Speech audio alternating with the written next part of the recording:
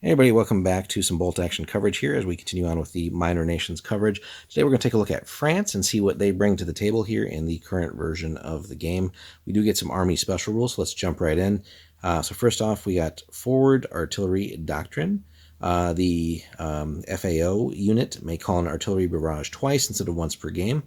Resolve the first barrage as normal, then after the first barrage has been resolved, they can call a second when issued a fire order. So always nice to get a little bit more mileage out of a unit you've bought. In this case, hopefully getting two really good artillery barrages to go off and cause some damage. So that's always nice.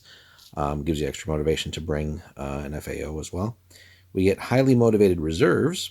Every inexperienced unit that has one or more pin markers can make a test to lose a pin marker if there are any enemy units within 12 immediately before an order is given to it. For example, if a unit of infantry has 2 pin markers and there's an enemy within 12, when the infantry are allocated an order, they can test to lose a pin marker immediately before the order test is taken. So it's almost like a little free mini rally, which is pretty cool.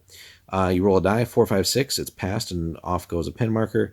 1, 2, 3 fails, and then it still retains it. So it just makes getting units that have pin markers on them get some of that removed, and then hopefully making your orders more likely to go through if they still have remaining pins, or maybe making a unit fresh to not have those.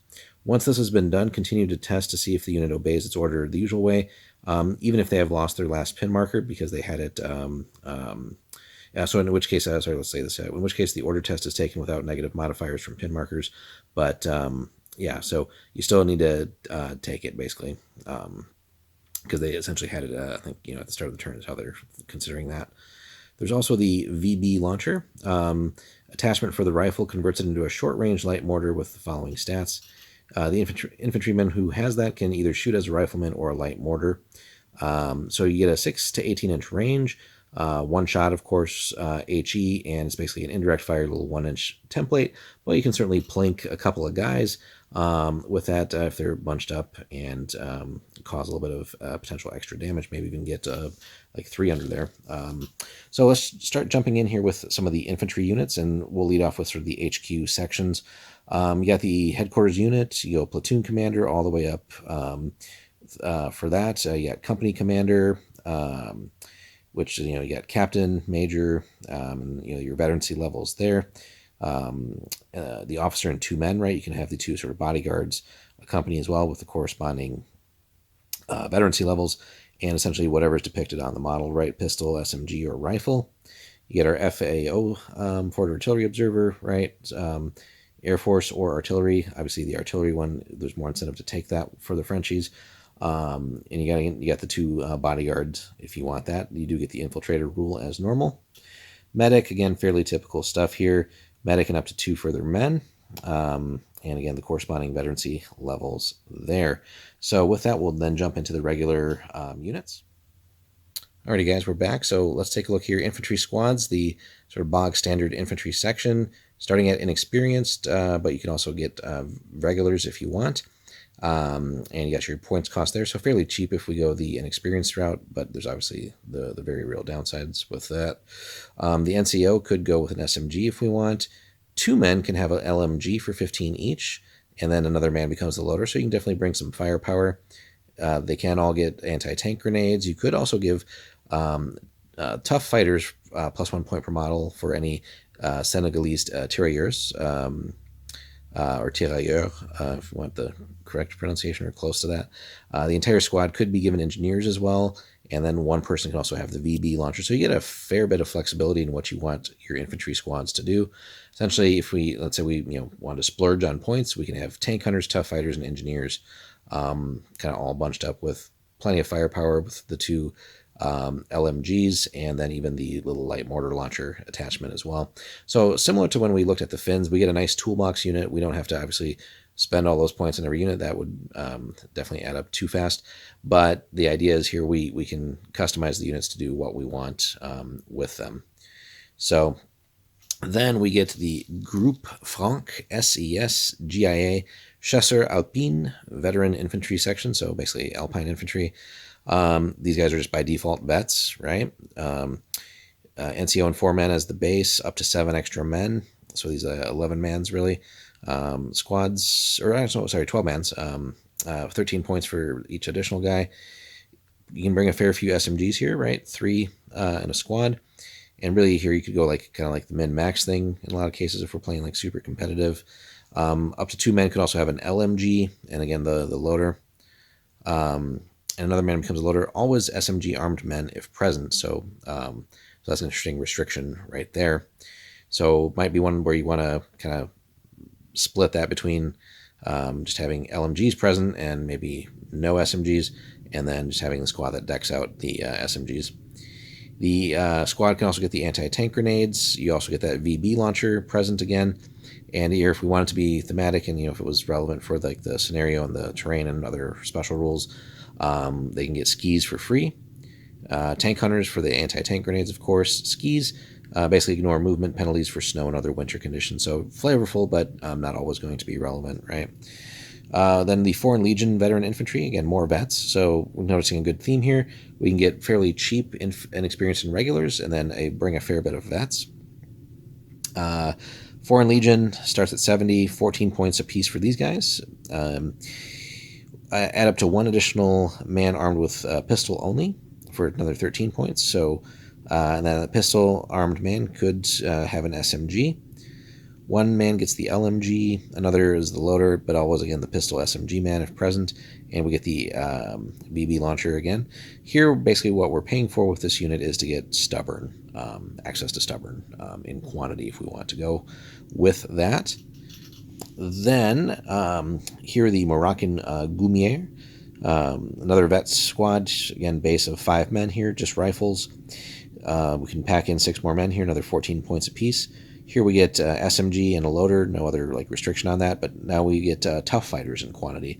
So we can, again, really get a lot of flexibility out of the French infantry. The bog standard unit is a great toolbox to do what we want it to with reasonable points, and then we get some very specialized units at veterancy. Right? Everything's essentially vet if we wanted to go that route. We get a motorcycle section as well. Regulars here, motorcycles on sidecars, rifles. You can have up to 7 additional men with rifles on motorcycle sidecars for 15 points a pop. And here we can get 1 LMG, basically, and the other guy becomes the loader. So pretty cool and flavorful for more, again, like kind of early war usage. Then cavalry. Here we get regular and vet options mounted on horses, cavalry carbines. So you got some of the usefulness of that, but also some of the limitations of that particular weapon. But we can get a fair few extra men here, though it does get pretty expensive when we're adding the vets for that. Even the regulars, 13 points is a fair bit of points. We do get the 1 LMG if we want, and again, another becomes a loader. But the cavalry carbines, short-barreled rifles count as pistols on horseback, and rifles when used on foot. So you get some flexibility, but again, you're paying a lot of points for it. MG teams, so here we get into some of the useful like specialist teams, inexperienced, regular, or even veteran MMGs, all the usual things that go with that particular type.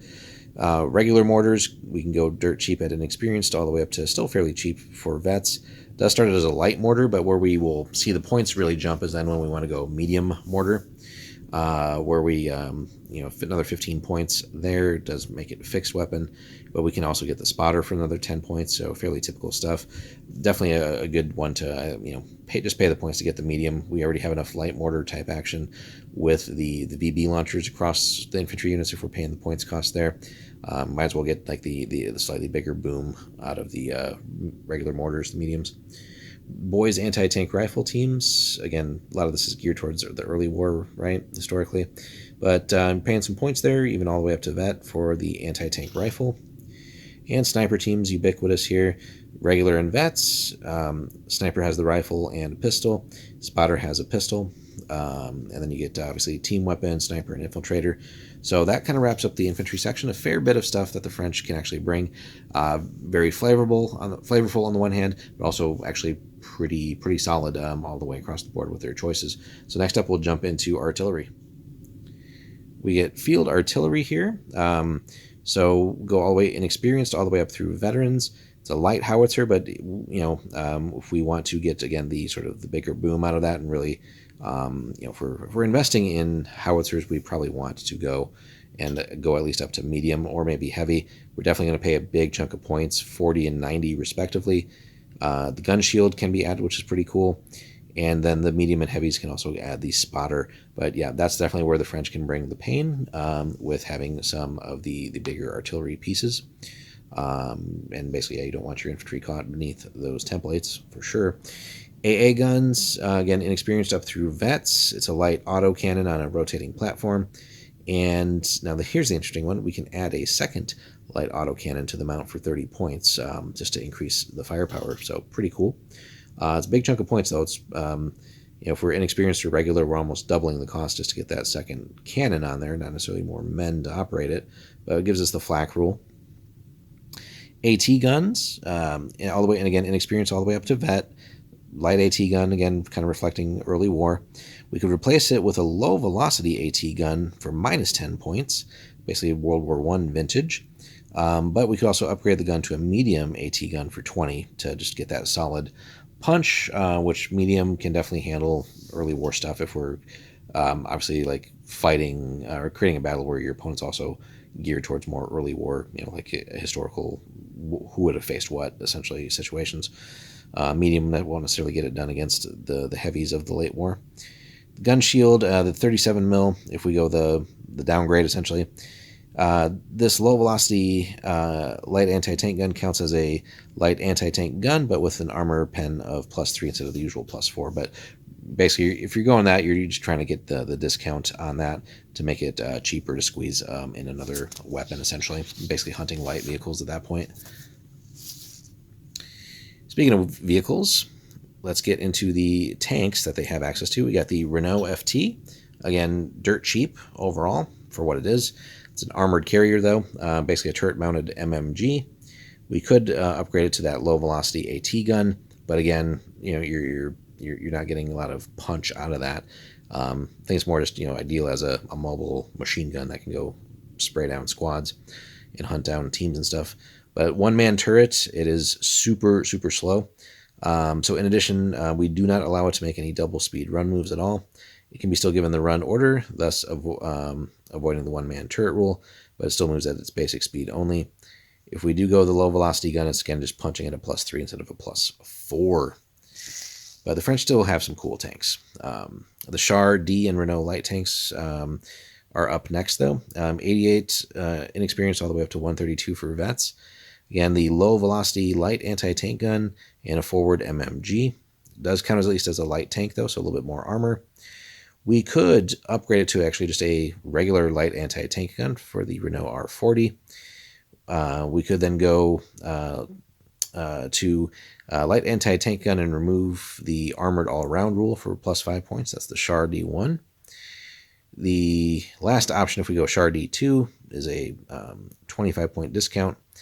So basically, let's see here, yeah, get the light AT gun, remove armored all around with then paying unreliable for it. So, but again, a lot of limitations to this overall as a vehicle. One-man turret, slow.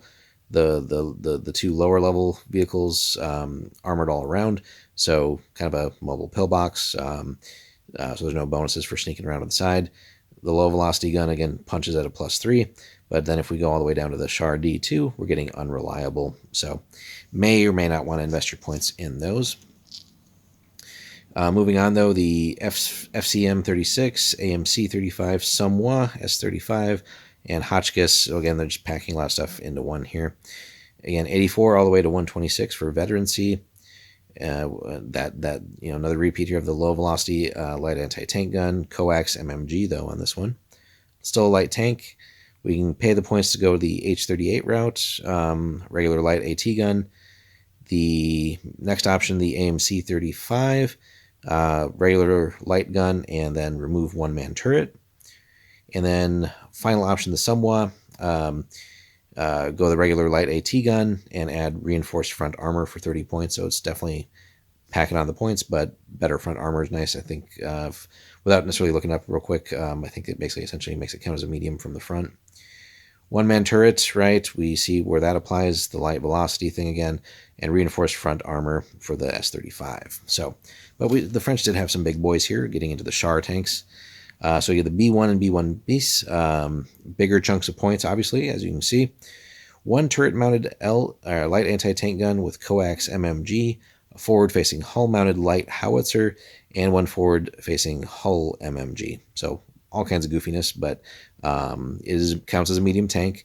One-man turret again, though, unfortunately, armored all around, which is very nice, and slow if you've seen the tank in any like clips or videos, or seen it in like other like games like World of Tanks, War Thunder, that kind of stuff. You just know it's a slow one, or obviously student of history at all on that. But then the Char 2C, another fun one. Again, points there. So these are the more expensive vehicles, obviously, that the French have access to. Light howitzer covering the front and side. One medium MMG covering the rear and side. Medium covering the front. Medium covering the front and left. And one covering the front and right. So tons and tons of MMGs here, so we can definitely hose down infantry where we need to.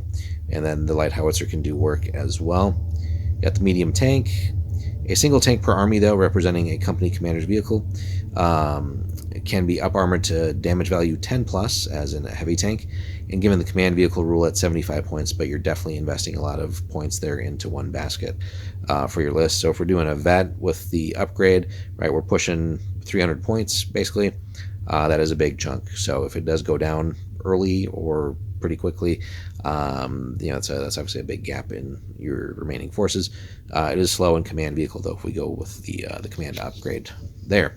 So coming towards the end here, we do get tank destroyers. So again, 52 points all the way up to 78 here. We get a forward or rear-facing light anti-tank gun, which is either the Citroën or the Lafley.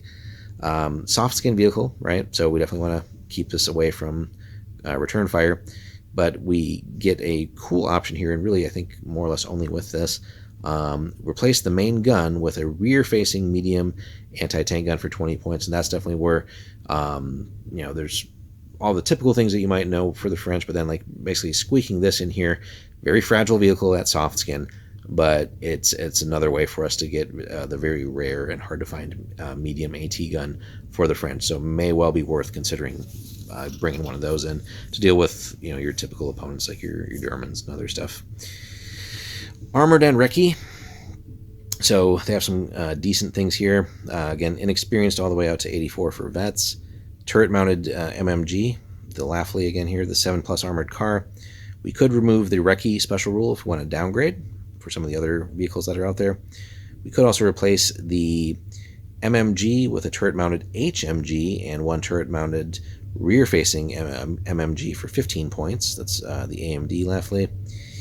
Replace the medium MMG with one turret-mounted low-velocity light anti-tank gun and coax MMG for 35 points. Again, the Panhard, the other AMD here. So again, you got so many ways you can bring that low-velocity gun, but again, it's obviously going to limit its uses for you, but it does come packaged with the MMG. And then finally, replace the MMG with a turret-mounted light anti-tank gun with coax medium machine gun. And that's the Panhard there. Now you get, again, recce, depending on what you're taking. Low velocity gun, again, is punching at a +3. The AMD Schneider P16 half-track, fairly chunky on points, 84 starting out all the way up to 126. You get the, again, low velocity light anti-tank gun with a coax MMG. 7-up armored car, though. We know by now very well what the pen rating is for that, but recce, so because it has dual direction steering too, which is pretty cool. So some interesting choices there. Again, we're getting tons of options for the low velocity guns, so it definitely makes the French good at like just constantly plinking away at all the lighter vehicles, soft skins and stuff like that. But obviously when you start running up against mediums and stuff, it's going to be a harder battle. But then let's get to the last few things here. Transports and tows. Lafley transports, pretty cheap there regardless of what you take. Soft skin, up to 5 men. You can tow pretty much everything that you have access to, right? Howitzers, tank guns, AA guns. You could add a Pintle MMG 360 arc for 15 points. You could replace all transport and towing capacity with the command vehicle rule for 5 points. Cheap way to get a command vehicle.